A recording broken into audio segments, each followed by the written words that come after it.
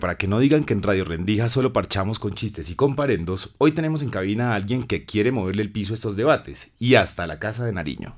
Así es, Ruda hoy nos visita y entró justamente acá a cabina cuando estábamos rodando al aire el comercial de Metriltune, nada más y nada menos que Juan Daniel Oviedo, candidato presidencial, economista, exdirector del DANE, exconcejal de Bogotá, recientemente destituido después de haber ejercido, y ahora es el aspirante a ordenar todo el rancho completo en la Casa de Nariño. Ajá, acá tenemos sentado al doctor Oviedo para que nos diga con todas sus letras cómo piensa este rollo del porte de sustancias, de los comparendos y en general de la política de drogas, pero también para preguntarle si va a sacar su metritune para medir la distancia con la derecha o con la izquierda. Cuéntenos, candidato, ¿hacia cuál espectro se arrima más y por qué? Bueno, no, muy contento de estar aquí en esta conversación y yo creo que lo importante es que podamos entender que más que un proyecto personal, aquí lo que estamos tratando es de ser voz de un clamor muy importante que tiene la sociedad colombiana y es encontrarle propósito común a nuestro país. Y creo que ese propósito común que estamos planteando es el desarrollo, algo que queremos hacer de una forma pragmática y desde el punto de vista del color político, llamémoslo así, queremos ser una apuesta renovadora, reconfortante y sobre todo sencillita de centro. Sí, a veces el centro la gente se confunde muchísimo, tiene muchos prejuicios y creo yo que es clave que la gente pueda entender que el centro dentro de la ideología política es el espectro que tiene la posibilidad de escuchar, ¿sí? Porque tiene a dos lados que no necesariamente son el malo y el bueno, ¿sí? Eso sí, esas visiones extremas de esas ideologías definitivamente nos están costando muchísimo en el país y que esa capacidad de escuchar sea la que nos permita hablar claro, por ejemplo, del porte y consumo de sustancias psicoactivas en el espacio público en todas las ciudades del país. Entonces creo que aquí estamos y muy interesados en dar una muy clara conversación alrededor de qué queremos hacer y sobre todo qué enfoques, particularmente el de salud pública, queremos darle a esta conducta o a esta situación que ha sido tan controversial en los últimos años. Muy bien, este es un tema que usted ya se metió de fondo, que es el tema de la dosis personal y es un tema que es crucial para la juventud. Según cifras de Temblores ONG, nosotros hemos logrado documentar que la mayoría de los comparendos se interponen hacia personas usuarias entre los 18 y los 25 años y que una gran cantidad de esos comparendos son interpuestos por portar menos de la dosis personal. Es decir, lo que está sucediendo actualmente es que se están incautando las dosis más mínimas dentro de la dosis mínima para poder cumplir con unos estándares de aprehensión de dosis e incautación de dosis personales. Usted como presidente, ¿qué va a hacer con el tema de la dosis personal? Ese es un tema que tiene además dos aristas, el tema del porte y el tema del consumo. Nos gustaría escuchar cuál es su postura frente a cada una de ellas. Bueno, lo primero es escuchar, ¿sí? Y el presidente de la República tiene que escuchar, particularmente el bloque de constitucionalidad que se ha generado alrededor de la dosis personal, específicamente desde la sentencia 221 de la Corte Constitucional en el 94, la sentencia 253 de 2019 y la más reciente, la 127 de 2023, que dice claritico es sí, los niños, las niñas y los jóvenes tienen un interés superior.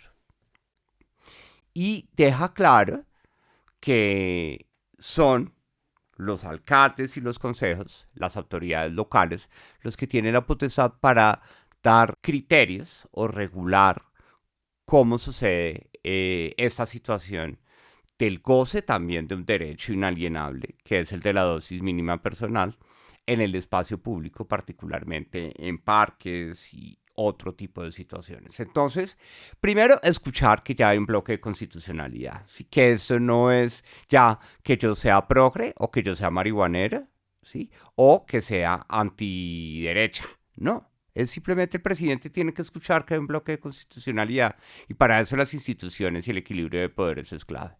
Escuchando eso, tenemos que trabajar en equipo con los alcaldes del país, porque tristemente hoy existen una mano de decretos o de acuerdos municipales que son inconstitucionales y otros que son de difícil implementación.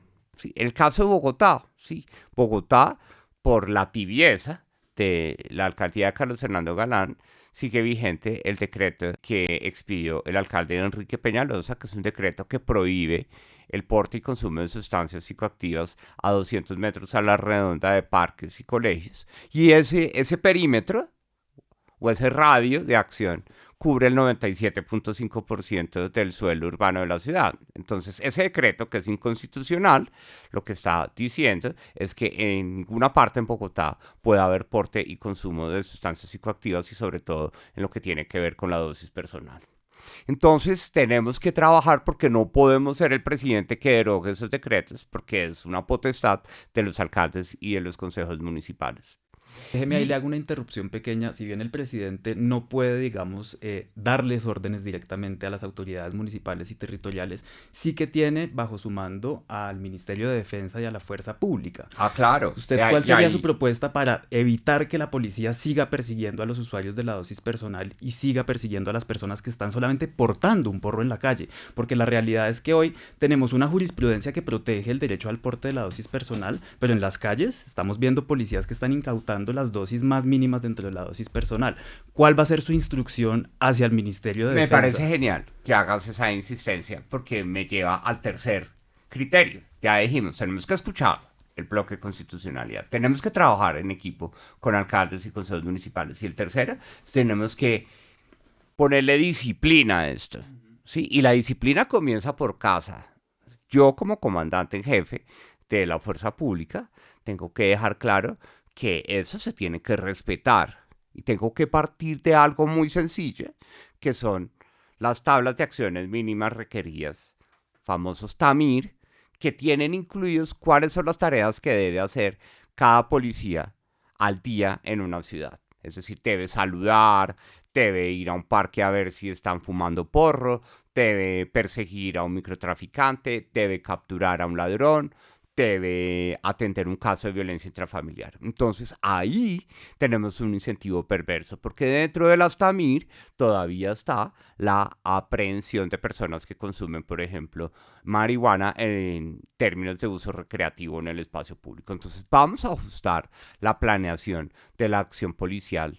Vamos a establecer claramente que la policía tiene que entender que el tiempo que se asigna, como lo estudió el CECET de la Universidad de los Andes, a un arresto, por ejemplo, de alguien que está fumando marihuana en espacio público, son casi 8 horas y media que podríamos estar usando para ver las cámaras de seguridad de un parque y saber si hay un patrón repetitivo de un microtraficante que verdaderamente sea un riesgo para la niñez y la juventud de la ciudad. Y algo que es clave es ser contundente en que el enfoque de salud pública del consumo de sustancias psicoactivas no es simplemente un enfoque permisivo como lo quiere ver gente que solo quiere ver mano dura y bala y captura de gente que consume marihuana en el espacio público, incluyendo a aquellas que tienen un derecho fundamental que es el porte y el consumo de la dosis personal, en donde el enfoque de salud pública tiene que dar una contundencia para que la sociedad entienda claro y los delincuentes entiendan claro que lo que es gravísimo es inducir a menores de edad al consumo de sustancias psicoactivas. Entonces nosotros creemos que con esos 3 criterios o valores de disciplina, trabajo en equipo y capacidad de escuchar alrededor de este problema, vamos a poder ser contundentes alrededor de algo y es proteger a la sociedad civil, a la población civil particularmente y a la niñez, de que no haya microtraficantes que induzcan a menores de edad al consumo de sustancias psicoactivas y que esto sea la prioridad número 1 en el manejo del consumo y porte de drogas en el país. Muy bien, candidato, muchas gracias. Vamos a entrar a un tema del cual estábamos hablando antes de que empezáramos a rodar y es el tema de un video que vimos hace poco de un ciudadano en Pasto, en donde claramente se ve que hay un policía que le está implantando droga dentro de sus pertenencias para poder judicializarlo. Esta es una práctica pues que por lo demás es reprochable, pero que merece una atención estructural porque nosotros hemos identificado que esta práctica incluso tiene un nombre dentro de la fuerza pública que es embalar. Cuando embalan a alguien, le implantan droga para poder además judicializarlo y esto muchas veces viene atravesado por criterios de perfilamiento, por razones de clase social o por razones de pertenencia étnico-racial o socioeconómica, y esto es una práctica que nosotros hemos identificado como estructural. ¿Qué hacemos o qué hará usted cuando sea presidente para atender esta problemática, para ofrecerle una solución a este ciudadano y para sancionar a este policía? ¿Cómo abordamos este problema? Bueno, primero hay que hablar claro que eso es un caso de abuso policial y es inadmisible, sobre todo en un país y en una sociedad que requiere confiar en la fuerza pública, ¿sí? Y como comandante en jefe de esa fuerza pública, con ese valor de disciplina, de recuperar la confianza y la moral de la fuerza pública, vamos a ser contundentes a la hora de castigar estos casos de abuso policial. Y esa contundencia no es solo caerle al que hizo eso en Pasto, sino tener claro que los esquemas de formación continua de la fuerza pública den claridades a partir de ejemplos concretos y lineamientos y mensajes claros. Uno, de que hacer eso es minar la confianza de la fuerza pública, es incurrir en una falta disciplinaria, pero sobre todo es desperdiciar el tiempo que hoy tenemos que orientar hacia acciones mucho más contundentes alrededor de la criminalidad, como es el tema del control territorial en las principales ciudades del país entre bandas de microtráfico con diferentes patrones de sustancias psicoactivas, en donde el caso más fresco que tengo en la cabeza es el de Pereira, en donde en Pereira pues lo que estamos viendo es la guerra de bandas alrededor del tusi, una droga sintética que se puede producir en cualquier cocina, que está generando otros tipos de gobernanzas del crimen que tienen que ser entendidos con mucha claridad y que tienen que definir prioridades de acciones contundentes que atiendan esta situación y no que se dediquen a ir por el camino fácil de cumplir los estándares mínimos requeridos simplemente cogiendo a una persona que está consumiendo marihuana en un parque, generándole un comparendo ilegal, inconstitucional y sobre todo atentando contra su vocación profesional, porque ese comparendo lo va a alejar de los mercados laborales formales simplemente por el prejuicio que todavía existe en la sociedad, pues que los marihuaneros, como los llaman, pues no pueden estar trabajando en una empresa normal. Entonces yo creo que aquí hay una tarea súper importante de contundencia en contra de estas acciones de abuso policial que se han normalizado y entender también a partir de la formación continua de la fuerza pública que las prioridades de la seguridad del país hoy son otras, que tenemos que atender con otro tipo de esfuerzos y con otro tipo de actitudes, siempre recuperando y afianzando la confianza de la ciudadanía en la fuerza pública en el país. Muy bien. Me voy a devolver sobre un tema que usted ya mencionó, pero es que vuelve a estar vigente ahorita y es el tema de los derechos de los niños, niñas y adolescentes y los derechos de los usuarios. Hay un consenso en el que creo que estamos usted y yo y es que el porte no afecta a la convivencia ciudadana. Es decir, yo puedo estar portando mi dosis personal y eso también es con base en lo que ha dicho la Corte Constitucional en su jurisprudencia y es que el porte per se no afecta a ningún tipo de convivencia ciudadana. Lo que podría llegar a afectar los derechos de terceros es el consumo en espacio público. Sin embargo, el consumo de la dosis personal está habilitado. También. ¿Qué hacemos con las personas que no tienen lugares privados para consumir? Póngale el ejemplo de habitantes de calle. Son las personas que uno podría inducir que son las personas que más viven las afectaciones de estas medidas correctivas que contempla el Código de Policía por no contar con espacios privados. Entonces, ¿qué podemos hacer con esas personas? Por un lado, y ha habido soluciones que se han planteado, digamos así, en la opinión pública, que son zonas designadas para el consumo. ¿Qué opinamos de ese tipo de cosas? Bueno, chévere que lo pongas así. Yo creo que este tema que estamos tratando es tan potente en el sentido en que se convierte en el ejemplo de que no solo tenemos que ponerle cara y lugar a los problemas, sino que también tenemos que ponerle lugar a las soluciones. ¿Sí?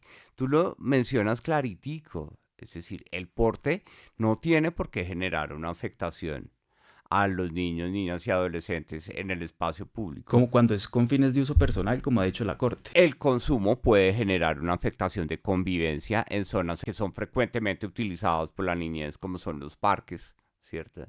Naturalmente, los entornos educativos deben ser entornos libres de consumo de sustancias psicoactivas y deben ser entornos seguros para no inducir comportamientos de futuros microtraficantes en el sistema social del país. Y por eso es que nosotros necesitamos definir también que la regulación del consumo de sustancias psicoactivas en espacio público, ya sabemos que del porte no hay tanto que regular, pero del consumo de sustancias psicoactivas en el espacio público sí requiere madurar la discusión de no solamente saber dónde vamos a prohibir, sino dónde vamos a establecer unos criterios en donde la presencia de las autoridades, la presencia de este enfoque de salud pública pueda acompañar ese comportamiento asociado con el consumo de sustancias psicoactivas. Y eso lo teníamos nosotros previsto precisamente en nuestro rol como concejal de Bogotá, cuando desde 2024 fuimos ponentes de un acuerdo, del proyecto de acuerdo 025, en ese momento de 2023, que buscaba rápidamente que el Consejo de Bogotá definiera unos criterios de razonabilidad y proporcionalidad para saber en dónde en el espacio público no y en dónde sí, y ese sí, cómo podría suceder con un acompañamiento de enfoque de salud pública muy claro en la ciudad. Entonces estamos abiertos a esa discusión. Eso no significa naturalmente tener claro un prototipo de laboratorio para consumo de sustancias psicoactivas en la ciudad o zonas de consumo controlado, pero para el caso de la población habitante en calle sí es importante responder alrededor de esa problemática, porque ahí lo que tenemos no es solamente un derecho inalienable de los habitantes de calle, sino también un consumo problemático. En algunos casos. Porque es el consumo de las sustancias psicoactivas un causante, uno de los tantos causantes para esa situación de habitabilidad en calle. Entonces ahí sí se necesita una política pública clara de establecer cómo vamos a lograr que ellos, pues, que están en esa situación de vulnerabilidad y de precariedad, tengan un consumo, llamémoslo, en un entorno de salud pública que no atente contra su integridad y contra su salud personal. Recordemos también que la Corte también ha establecido que la opción de vida en calle es una opción de vida constitucionalmente protegida, ¿no? Y como tal, debemos garantizar los derechos fundamentales de las personas que viven en la calle. Muchos de estos consumos pueden ser problemáticos, pero otros no. Otros pueden ser consumos en donde sencillamente no se cuenta con un lugar privado para hacerlo, como lo podría hacer usted o lo podría hacer yo en mi casa, y no estoy expuesto a ese tipo de medidas. Pero hay un prejuicio social, que cuando uno reconoce eso y escucha lo que dice la Corte, entonces la gente dice, no, es que usted es una alcahueta con los marihuaneros o con los drogadictos, ¿sí? Entonces también tenemos que pensar cómo el modelo social y la educación nos hace entender que pues, los habitantes de calle no son menos que otro tipo de personas en la ciudad, que tienen unos derechos y que son una población de especial protección por su vulnerabilidad y por consiguiente los programas de atención integral de la habitabilidad en calle tienen que hablar claro de cómo se va a gestionar el consumo de sustancias psicoactivas por esta población. Eso, digamos, por generar cuáles serían estas zonas habilitadas para el consumo. Hay otro tema que también se ha mencionado y es el de los horarios.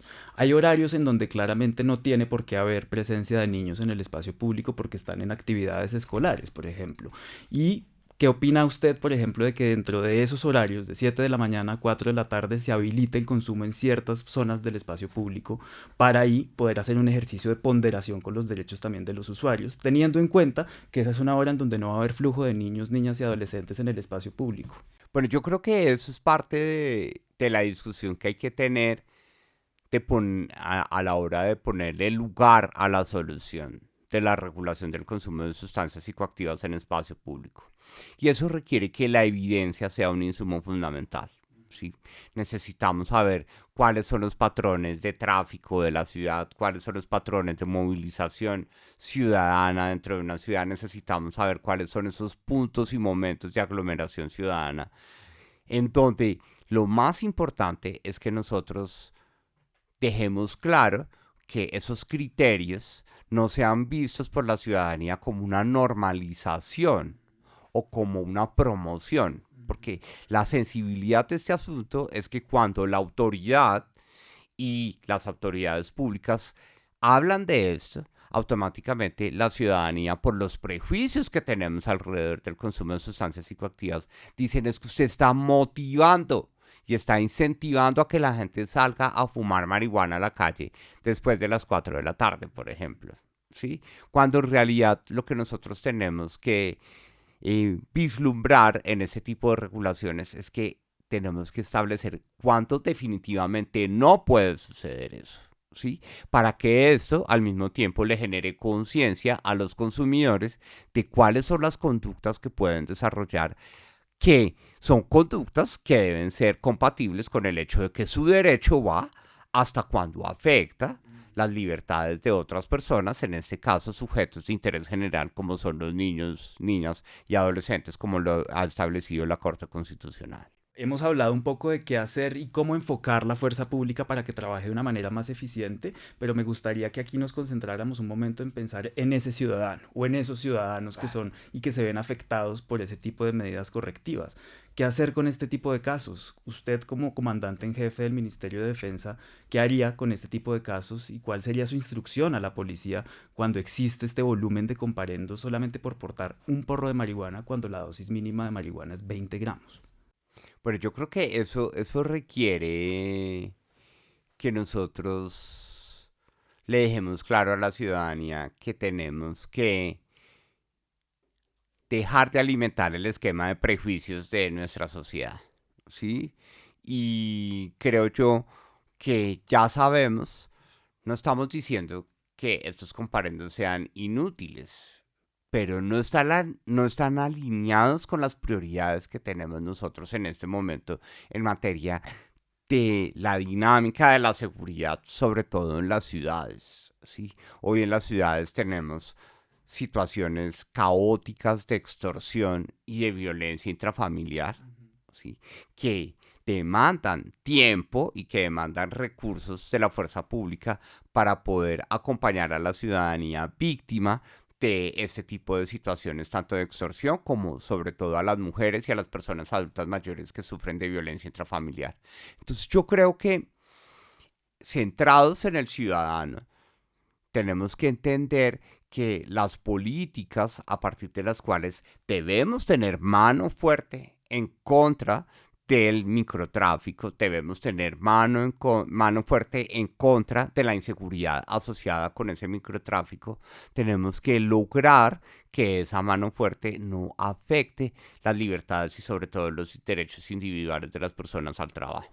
Es importante que el sistema de comparendos pues tenga la visibilidad que deba tener alrededor de las conductas o los comportamientos que puedan afectar, ¿sí?, a aquellas actividades económicas o laborales que son sujeto de consulta de este tipo de medidas. Entonces yo sí creo que aquí necesitamos en esa tarea tan importante de darle disciplina y recuperación de la confianza en la fuerza pública por parte de la ciudadanía, necesitamos tomar acciones de formación y también de sanción al interior del comportamiento policial, sobre todo de este tipo de conductas que terminan dañando vidas simplemente por cumplir un requisito de una tabla de acciones mínimas requeridas. Entonces, explicarle eso también a la policía y a la fuerza pública en general es fundamental para que ellos entiendan también que las consecuencias de sus actos no solo se revierten hacia sus superiores jerárquicos, sino que tienen un impacto frente a la confianza de toda la institución y también hacia las vidas que desarrollan las personas que se ven afectadas por ese tipo de conductos. Usted como un candidato de datos, porque esa es su especialidad y por eso lo conocemos también, ¿qué opinaría de revisar los datos de los comparendos vigentes a la fecha de personas que tienen comparendos por portar la dosis mínima en el espacio público y pensarse en un proyecto de amnistía desde su mandato de esos comparendos? Yo creo que es un elemento que hay que analizar. nosotros a ese nivel de profundidad no hemos tenido la discusión de la viabilidad jurídica, pero uno también sí debería establecer ese tipo de comparendos para qué y para quién son visibles. Ujú. ¿Sí? Comparendos que son Es abiertamente decir, inconstitucionales, ¿no? Y que están exacto. generando afectaciones Sí, directas en la vida de la gente que no puede conseguir trabajo y que tiene un montón de implicaciones en su vida diaria. sí, sí, yo lo pongo abiertamente, es decir, y de pronto me estoy tirando la soga al cuello, pero entonces que a mí me saquen que tuve un comparendo por exceso de velocidad hace 12 años en una carretera y me diga que no puedo ser presidente porque cometí esa falla, ¿sí? Yo pagué la multa, ¿sí? Y por consiguiente hay que saber verdaderamente cuáles y para quiénes son visibles los comparendos en materia del comportamiento ciudadano. Es natural que cuando hay unas infracciones drásticas a la ley, ¿sí? Sobre todo en estos casos en los que no pudo haber un análisis, la audiencia de defensa no se dio, ¿sí?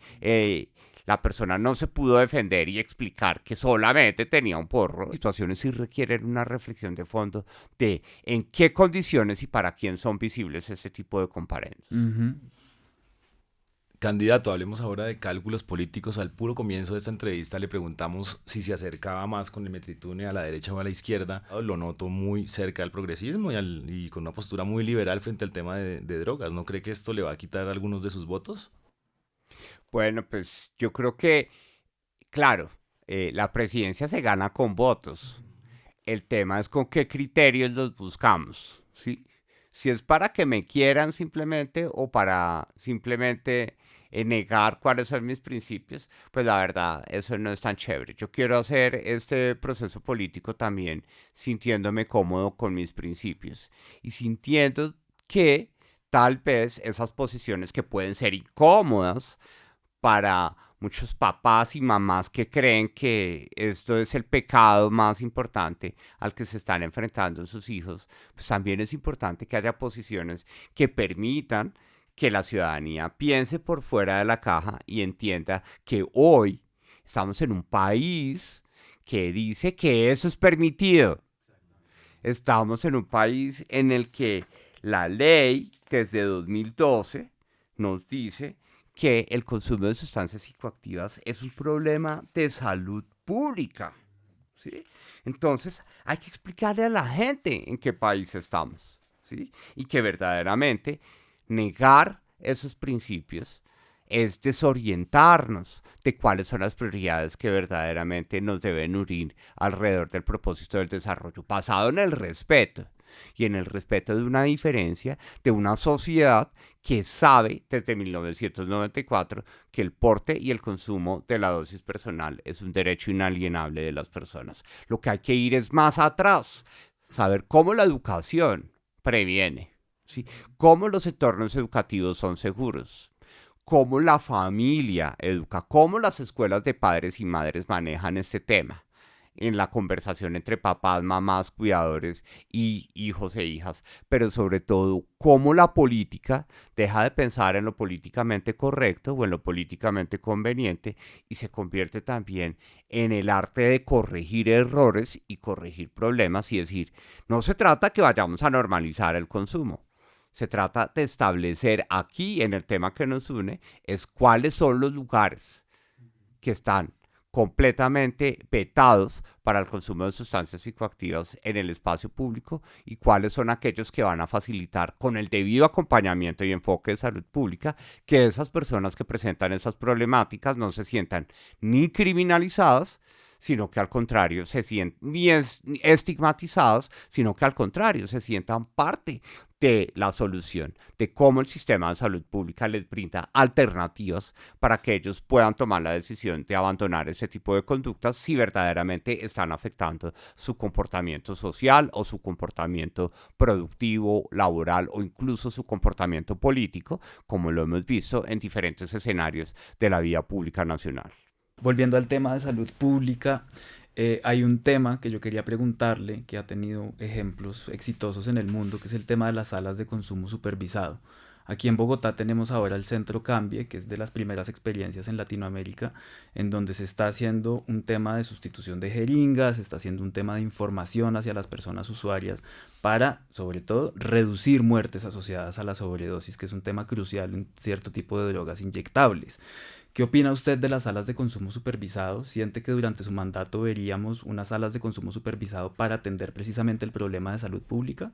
Yo creo que ese tipo de soluciones son la expresión concreta de cómo algo que debe estar sucediendo en Colombia desde hace 13 años con la expedición de la ley 1566 que le da al consumo de sustancias psicoactivas un nivel de salud pública, pues son el camino para ponerle lugar a las soluciones. Porque no se trata simplemente de facilitar un consumo limpio de sustancias psicoactivas, sino de poner a disposición de estas personas, la mayoría de ellas que van a ese tipo de salas son personas que tienen un consumo problemático, es decir, que su frecuencia lleva a que tengan un consumo problemático que pueda afectar sus conductas ciudadanas, sus conductas productivas o sus conductas políticas, pues este tipo de sitios es el camino a implementar. No es el único. Creo yo que hoy están siendo utilizados en particular para la atención de esos consumos problemáticos asociados con la habitabilidad en calle, pero también debemos pensar cómo el sistema de salud se repiensa alrededor del nuevo enfoque que nos da la Ley de Salud Mental para establecer cómo la infraestructura física del sistema de salud, también en el enfoque de prevención y mitigación de problemas de salud mental, que algunos de ellos pueden estar ocasionados o asociados con el consumo de sustancias psicoactivas, pues tenga lugares en donde las personas puedan hablar claramente de esas situaciones y, si es necesario, pues puedan tener lugares seguros para consumir estas sustancias psicoactivas. Entonces creo que es el camino en donde esto requiere un acompañamiento de estas estrategias, de una acción contundente y profesional de la gestión de la seguridad y de la justicia en Colombia. Y sobre todo reconociendo que hoy, tristemente, nuestro sistema judicial tiene a las cárceles como los principales centros de entrenamiento de microtraficantes y extorsionistas. Entonces, personas o casos de personas que llegan a ser judicializados por el consumo de marihuana en espacio público, que llegan a ser penalizados y a tener una pena privativa de la libertad, salen no solo como consumidores de marihuana, sino que pueden salir entrenados a ser miembros de bandas de microtráfico de cocaína o de tusi en las principales ciudades del país. Entonces también tenemos que ser conscientes de nuestras limitaciones y entender que los enfoques preventivos y de atención responsable del consumo de sustancias psicoactivas nos van a ayudar a que el país priorice efectivamente lo que tiene que resolver en materia de seguridad y que no se quede sacando pecho, como sucede, por ejemplo, en Bogotá, de más de 130.000 comparendos en 3 años que no sirven para nada porque ninguno de ellos tienen la compensación asociada, bien sea la formación o el trabajo social o la multa monetaria incorporada, sino que quedan en el aire y son horas desviadas de la fuerza pública a atender otros problemas que sí son en este momento estructurales para la ciudad y para el país. Listo, vamos llegando ya casi al final de nuestro tercer capítulo, La Sagrada Distancia, aquí en Radio Rendija. Pero antes de irnos, no queremos dejarlo ir a usted, candidato, sin preguntarle lo siguiente. Usted es un candidato que está haciendo una labor titánica de ir por firmas, es decir, no tiene un partido político con quien vaya a presentarse a las elecciones. Llegará, digas, me imagino que llegará a la primera vuelta solo, pero para poder ganar en estas elecciones, pues se requieren de hacer ciertas alianzas. Eso es algo como que tenemos que tener claro y en transparencia con aquí nuestras personas oyentes. Quiero preguntarle con quién sí se fumaría un porro y con quién no se fumaría un porro para llegar unido. Me encanta la alusión. Bueno, vamos a dejarlo claro, lejos de los extremos. Es importantísimo porque ya el país se dio cuenta del pimponeo entre los extremos, ¿sí? Y hoy es consciente que vivir en ese peloteo entre los extremos es socialmente costoso, no es rentable, nos desvía de las prioridades de desarrollo del país. Entonces, lo que nosotros queremos hacer en este proceso, como tú lo mencionabas, es primero ser coherentes. 87.8% de la gente en Colombia le dice al DANE: estamos defraudados de los partidos políticos. Recoger firmas, recorrer el país en flota para escuchar a la gente de todo el país y sobre todo permitir cómo en el camino de aquí a diciembre nos conocemos mejor con los candidatos. Seguramente de otros candidatos y candidatas que vengan a este escenario, pues van a salir afinidades o imposibilidades de conversar de este tema, que es un tema así bastante liberal, pero creo que cada vez menos tiene connotaciones morales. Es un tema pragmático porque estamos en un país en el que la Constitución ya tiene claro qué puede pasar alrededor de eso. Y creo yo que en la medida en que el tiempo pase, vamos a irnos conociendo, sobre todo con aquellas personas que quieran darle un propósito al país, ¿sí? No que vengan a salvar o a ser el Mesías o a creer que tienen la fórmula mágica. Esto es un tema que va a tomar tiempo de alinear al país, de sentarlo en una mesa común alrededor del desarrollo. Y creo que con todas esas personas que quieran hacer ese tipo de aportes, vamos a estar siempre dispuestos a no solo a escuchar, sino también a dar respuestas de cómo unir esfuerzos para que verdaderamente ese propósito que nos une, que es el de ir con toda por Colombia, pues sea una realidad no solo para nosotros como proyecto político, sino para todo el país. Decir que Porro con Cabal y con Bolívar no, pero con quién sí. Bueno, ahí ya están las interpretaciones. Lo importante es que en el camino nos vamos conociendo y cuando vayamos también escuchando qué tan interesados puedan estar otros de fumárselo, pues ahí estaremos. Bueno, la pregunta de la rifa del día, estamos rifando un aparato que usted ya sabe cuál es Metritune, y para poder ganárselo les estamos preguntando a las personas que pasan por el programa, y yo creo que usted ya va a tener la cifra clara, ¿cuántos comparendos se ponen al día por porte y uso de la dosis personal en espacio público? Uy, bueno, yo en promedio, al día, bueno, pues, a ver, si son 162.329 en 3 años, es decir, en 1.200 días, 0, 1.623, 100, como 120 al día. Al final les damos la cifra. ¿Mucho o poco? Poco. Poco. ¿Son más? Son más, Upa. son más. Al final del programa daremos la cifra y daremos a conocer quién Bueno, ganó quién la se rifa acerca del más. Metritune. Bueno, pero al menos ahí le dimos una apuesta. Ahí le dimos una apuesta. Porque igual es que ahí tienes Bogotá. Puede entonces, ser, claro, puede ser por una eso cifra la- acertada para Bogotá, pero a nivel nacional son más. Son más. Son más. Candidato, muchísimas gracias por No, este gracias a espacio. ustedes por abrir de este verdad. micrófono alrededor de ese tema. Yo creo que es clave porque también debemos hacer esfuerzos para que la política no solo replique estereotipos, simplemente para no incomodar a los votantes, sino que contribuya a la reflexión de cómo los vamos a cambiar y cómo nos vamos a quitar de encima ese estereotipo en contra del consumo de sustancias psicoactivas en el marco de la dosis personal y sobre todo en el marco de lo que hoy también se discute en el Congreso, el uso recreativo de, por ejemplo, el cannabis. Radio Rendija, donde pones la mirada fija.